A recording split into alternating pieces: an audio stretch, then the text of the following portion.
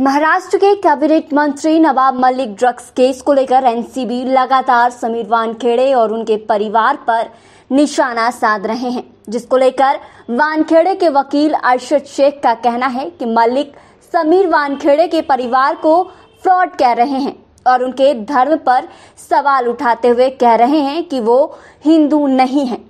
नवाब मलिक वानखेड़े की बहन यास्मीन के करियर को भी बर्बाद कर रहे हैं। बता दें कि वानखेड़े की बहन क्रिमिनल लॉयर हैं। छत्तीसगढ़ के सुकमा में सीआरपीएफ यानी केंद्रीय रिजर्व पुलिस बल के जवान द्वारा साथियों पर गोलियां चलाने की खबर सामने आ रही है। जानकारी के मुताबिक 4 जवानों की मौत भी हो गई है, साथ ही 3 जवान गंभीर रूप से घायल हो गए हैं। सीआरपीएफ की ओर से दी गई जानकारी के मुताबिक घायल जवानों का इलाज चल रहा है।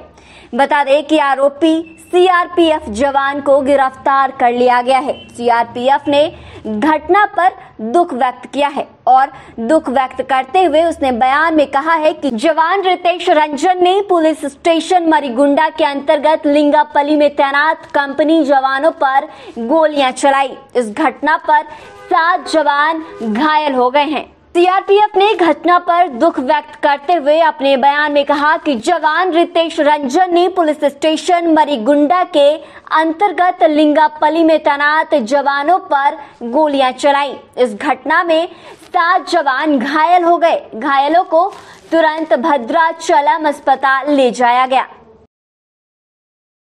भारतीय जनता पार्टी के वरिष्ठ नेता लालकृष्ण आडवाणी आज 94 साल के हो गए हैं।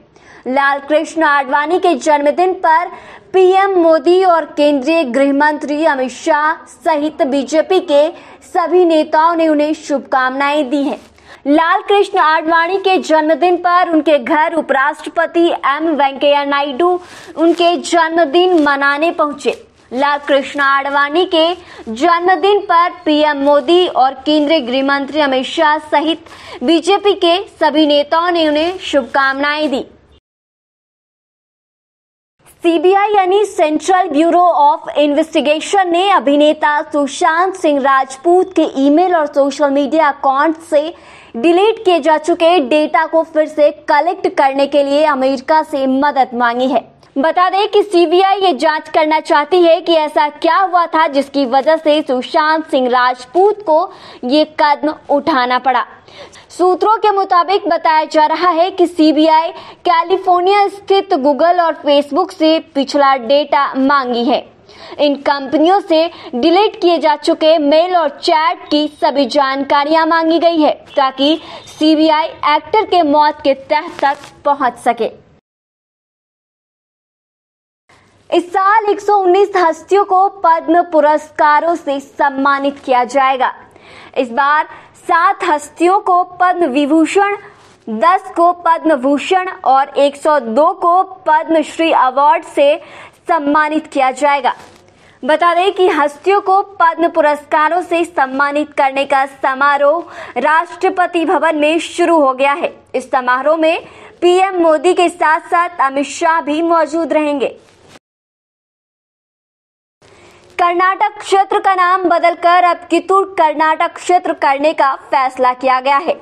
बता दें कि इसका ऐलान सीएम बसवराज बोम्मई ने किया है और ये निर्णय लेने के पीछे का कारण भी बताया गया है। कर्नाटक के सीएम बसवराज बोम्मई ने सोमवार को यह ऐलान किया कि मुंबई कर्नाटक क्षेत्र का नाम बदलकर अब कित्तूर कर्नाटक क्षेत्र कर दिया जाएगा। उन्होंने कहा कि जब अक्सर सीमा विवाद उठ रहे हैं तो पुराने नाम को चलाने का कोई मतलब नहीं है, इसीलिए इस क्षेत्र का नाम बदलने का फैसला किया गया है। 8 तारीख से एक बार फिर से उपस्थिति दर्ज कराने के लिए बायोमेट्रिक सिस्टम को शुरू कर दिया गया है। इसके साथ ही सरकारी कर्मचारियों को ऑफिस में पूरे समय की हाजिरी लगानी होगी। सरकारी कर्मचारियों के लिहाज से ये एक बड़ी खबर है। दरअसल आज से यानी 8 नवंबर से सरकारी दफ्तरों में फिर से वो नियम शुरू होने जा रहे हैं जिसे कोविड के दौरान बंद कर दिया गया था।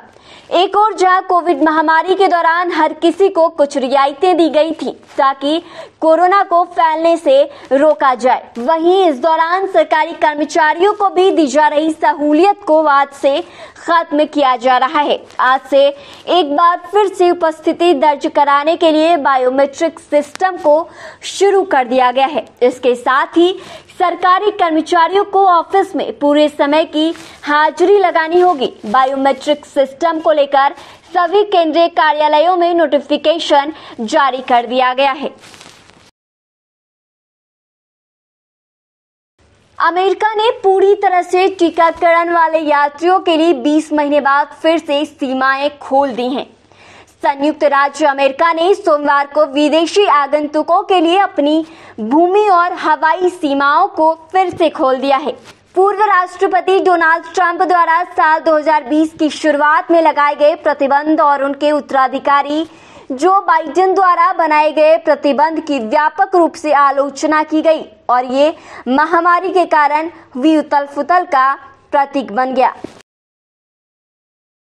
नई दिल्ली में छठ पूजा पर सियासत थमने का नाम नहीं ले रही है। यमुना घाट पर छठ पूजा के मसले पर रविवार को राजनीति चली। सांसद प्रवेश वर्मा ने यमुना तट पर त्योहार मनाने पर लगे प्रतिबंध को मनाने से इनकार कर सीएम अरविंद केजरीवाल को चुनौती देते हुए कहा कि वो यमुना घाट पर ही छठ पूजा करेंगे। सीएम रोक सकते हैं तो रोक ले। दिल्ली आपदा प्रबंधन प्राधिकरण ने इस साल भी छठ पूजा यमुना तट पर करने पर रोक लगाई है। यमुना के चारों तरफ पुलिस प्रशासन की कीलेबंदी भी है। जगह जगह पर पुलिस की तैनाती की गई है ताकि छठ व्रती यमुना किनारे नहीं पहुंच सके। इस बीच पश्चिमी दिल्ली के बीजेपी सांसद प्रवेश वर्मा और मनोज तिवारी ने कहा कि केजरीवाल ने यमुना घाटों पर छठ मनाने पर रोक लगा दी है, जो स्वीकार्य नहीं है। उन्होंने कहा कि मैं पूर्वांचली भाइयों और बहनों के साथ रहूंगा। आईटीओ में छठ घाट की सफाई कर पूजा शुरू की गई है।